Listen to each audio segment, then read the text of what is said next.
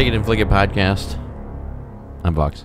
I'm Natasha. And we're halfway. We just passed over the halfway point. Woohoo! So if you haven't been following along and you're wondering what the hell we're talking about because you've clicked on this movie review, whatever. Yeah. You clicked on this episode 6 months past when it was released and you're very confused. Every single year we attempt to do what we call the Halloween extravaganza. This is the third attempt.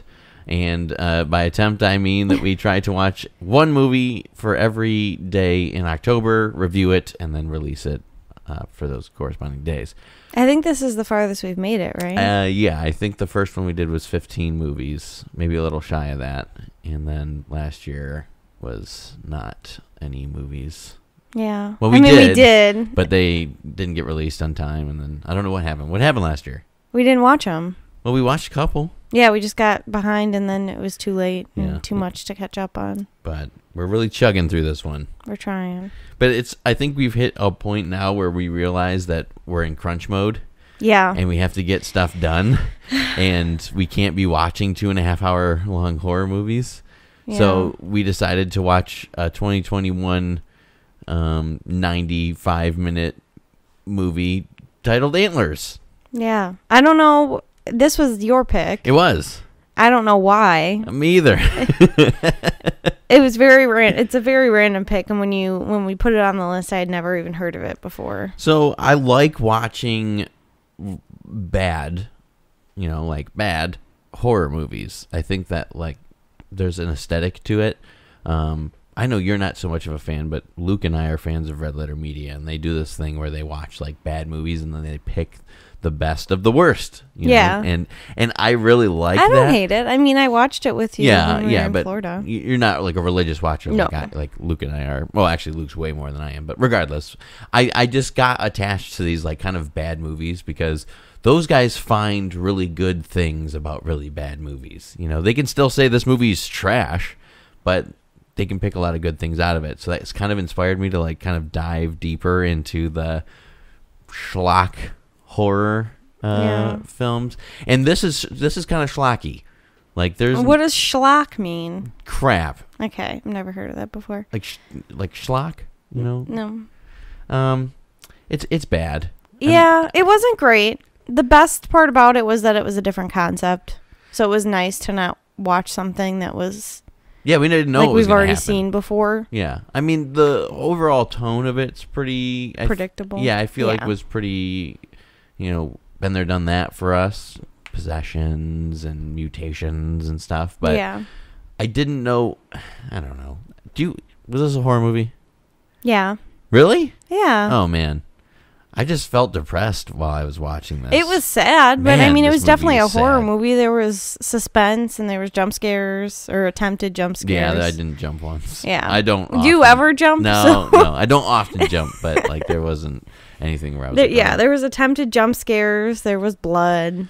It kind of gave me so there's, for those who don't know about this movie or maybe do and just want to get a recap here, there is a meth head that decides to make meth, as one meth head does. What? In an abandoned mine in, where were they? Oregon? Oregon, yeah. Yeah, and anyways, something is down there, and they kind of alluded to this in the beginning of the movie. There's these credit sequence where I'm assuming a Native American is speaking in a Native American language, tongue, and it just kind of, it didn't make any sense to me really, but it was kind of okay, spiritual grounds, don't piss off the ancient spirits or they'll possess you, and there you go, set up the story. Well, and how did the mines, when the mines were around, how did that not piss those people off? Or did it, and then that's why they shut down? Yeah, this was set up early in the movie that we didn't find out till later in the movie, but the bags that were hanging in the tunnels, those were spiritual, they call them medicine bags, which is to ward against spiritual energies. Well, it didn't work. Yeah, it didn't work, but they must have been expired. Yeah. All the ingredients in there went bad. I think that it set up this, meth head becoming the bad guy, but also having a good, side to him. Okay. And this is what I was alluding to a minute ago. It reminded me of Mama. Do you remember that movie? Yeah. And it was just kind of like, because it's like feral children, right? Except this had like a different spin on feral children, because one of them was still like going to school and trying to be involved with society. Yeah, but he wasn't sick or bitten or whatever, poisoned, whatever. Yeah. And that really wasn't unclear or very clear either. It was very unclear. So what happens after the meth head, decides that they're gonna, leave the mine, is a creature of some sort attacks them, and the dad is infected. Yeah, I guess so. But what doesn't make any sense to me is how the boy, the youngest son, was infected. Because he walks back to find him. Yeah, I get that, but so they both must have been bitten or stabbed or whatever by the creature. So that made them both infected. I don't know. It wasn't very clear, which just kind of bugs me a little bit. No. Well, and the thing is that all of a sudden it's 3 weeks later, and we're like looking at this woman who is a teacher. Oh yeah, what the fuck? For this little boy that we're like, who the hell is this kid? We knew he kind of looked like the little boy in the beginning of the movie. But we don't find out until probably like a half hour in that it's his little brother. Yeah, and it's not really obvious because the scene that's supposed to be revealing for the audience is him looking at a family portrait with the dad, like the dad's head is folded down behind it, and it's real fast. Yeah, because you were like, oh, it's his brother, and I was like, yeah, I figured. Yeah, and it's real fast, but then like, again, like you mentioned, a half hour later, the teacher's like, oh, so you have a brother. Yeah. And it's just like, okay. And it's very strange to me that like she's so invested in this little boy. Maybe that's how some teachers are, but I have no doubt about that. It's just they didn't set it up well. No. I think that there's stories and movies and shows and stuff that we've seen, read, and consumed in any way, shape, or form that has really good tendencies with that, because they alluded to the fact that this teacher was abused, by her father. Well, and she came across more as like nosy. Yeah, that's what I'm saying. It wasn't like more nosy than actually concerned about the kid and his well-being. She was just like, what's happening at your house? Yeah. And then goes to his house. I was going to say, and then the big thing that is a big like no-no for me, especially in movies like this, is the fact that like they have no like conception of actual law. Now, the teacher's brother is the sheriff, and yeah, I guess he says at one point like, oh, you can't do that, like don't go there, but literally 15 minutes later the fucking principal goes to check on this family and she just lets herself in. Right. Well, and then even with the brother, when he's finding out about these crimes, like he's just telling his sister all of this stuff that's happening. Oh yeah, and he's just revealing confidentiality like laws, totally ignoring them, and just telling his sister everything about these murder cases that are going on, because as I'm assuming anyone who's watched this movie is waiting for, is the fact that the dad finally transforms, which that was kind of a cool reveal. Yeah. This movie does a couple of things okay, in my opinion, and the gore portion is one of them. It does it okay. The scenes where his arms are kind of like flailing and twisting around, and the little boy is like spitting up blood and stuff. Not bad. It wasn't CGI. You could tell that it was like, well, there was some CGI in it, but at that point, the CGI was bad. The gore in this movie wasn't that bad. So, anyways, the whole like conception of this beast is it possesses someone and then it erodes from within them, because he starts like glowing. He's like losing his hair and his skin's like falling off, and then he opens his mouth and some like an antler comes out, like alien kind of. I feel like. A little bit alien wise, and that's funny that you mentioned that, because after the reveal of him bursting, like the beast bursting out of this guy's body, later on we kind of see in the end portions of this movie a silhouette that kind of was like really alien-esque to me. Yeah. Because it was, and that was one of the only practical effects of the beast, of the monster itself, was the side shot when they're in the mine and all of a sudden Superwoman is out. Like, yeah, what the and the fact that she was like, we need to go find him. Like, just let him go. Let him do what he wants to do. So we're kind of jumping around here, but the whole thing is once. Sorry. Well, yeah, it's okay. Once we figure out, or the townsfolk or whomever figures out that kids are starting to go missing and the principal's missing, and it's all has to do with this family. They talked to a Native American guy. Yeah, who was apparently an ex-sheriff. Yeah. They alluded at that for a moment. And, he kind of gives them the rundown of, goes through the anthology of it all. This is how it happens. You piss off the spirits and they possess you. And then they just, it gets real bumpy from there on out because the teacher is trying to save this little boy because she has a soft spot for him, apparently. And then the brother is trying to save the sister, and the brother is the sheriff while also solving murders, but doesn't want to blame it on the family of a meth head, heroin user. It just, I don't know. The continuity is a little strange for me. And then that's when we get to the end where she's just so heart-set, like her brother was mauled by this giant beast. Right. And she's like, you need to get to a hospital, but instead we're going to drive an hour over to the mine so I can chase this little boy who's all of a sudden in the basement of the mine. Right, and I'll call you an ambulance. It's just from the mine. A lot of really shoddy directorial decisions as far as how the writing was. Because if the writing was jumping around that much, you'd think that there would be like bigger lapse of time. But how do they show lapse of time? They made it foggy or they made it raining. Right. Well, they did at the beginning. They did say 3 weeks later, but no. But I'm just saying, like, through the rest of the movie, after we get to the current, like, present time, the only time they show a passage of time is literally changing the weather. The entire movie has the exact same grayscale weather condition in it.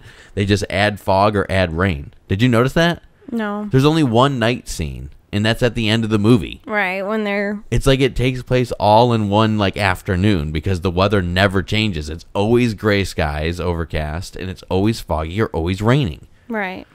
Speaking of which, that is one of the things that this movie does actually really, really well, is the cinematography.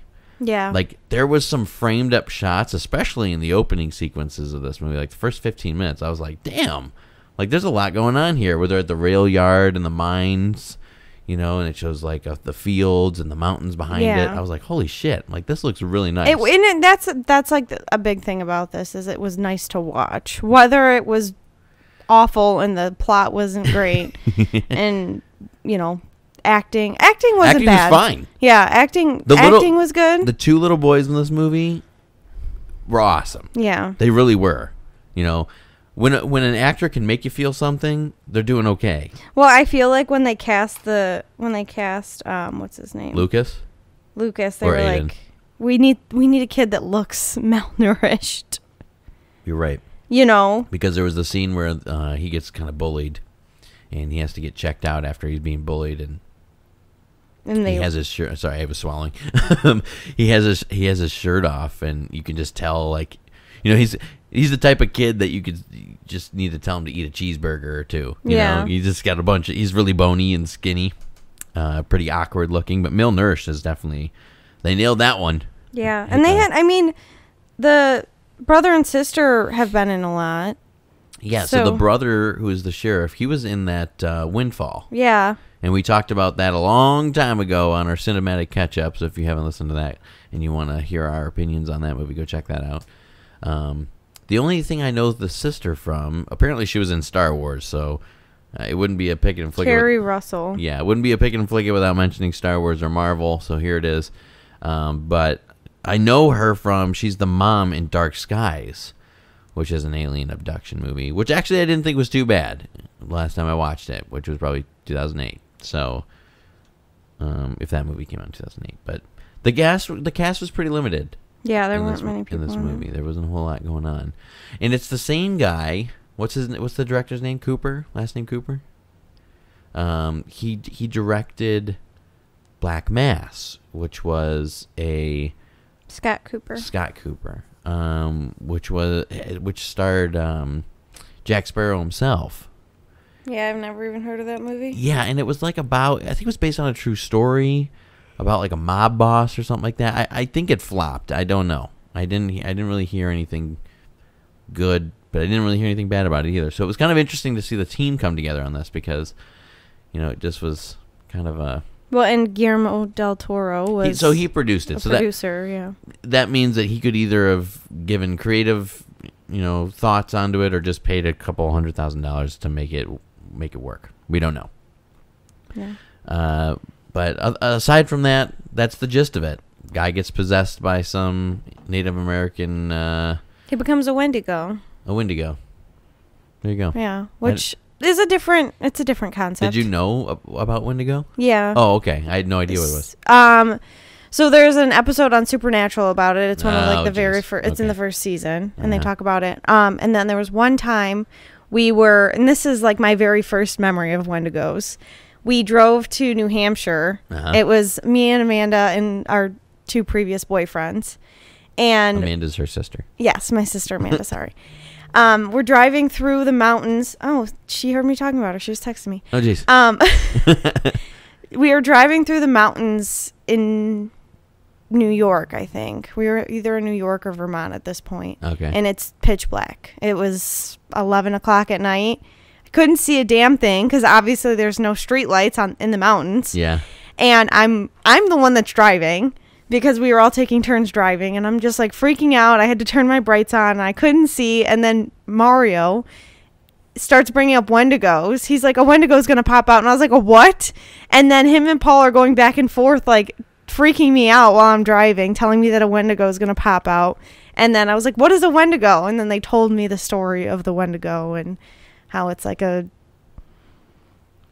deer type thing that stands on its hind legs and it eats people. And yeah, so I got freaked out. But that's my first memory of a Wendigo. Oh, wow. So I kind of nailed hit the nail on the head when picking this movie because you already had a little freaky story about Wendigos. Because it was scary because it was so dark and I had no idea where I was. So we still had like an hour until we got to where we were supposed to go. Yeah, well, okay. Well, for those who are interested right now, Antlers is available to watch on HBO Max. Yeah. So that's where you can go. Tell us how we rate things around here. We rate things on a scale of 1 to 10. Watch the bar go. On a scale of 1 to 10, 1 being obviously the lowest, 10 being the highest. And then we also rate things on a pick it and flick it scale. So picking it meaning that you should go and watch this movie. And if you've listened to this whole thing and decide that you're going to want to watch it, then go watch it. Flicking it meaning that we watch it so you don't have to.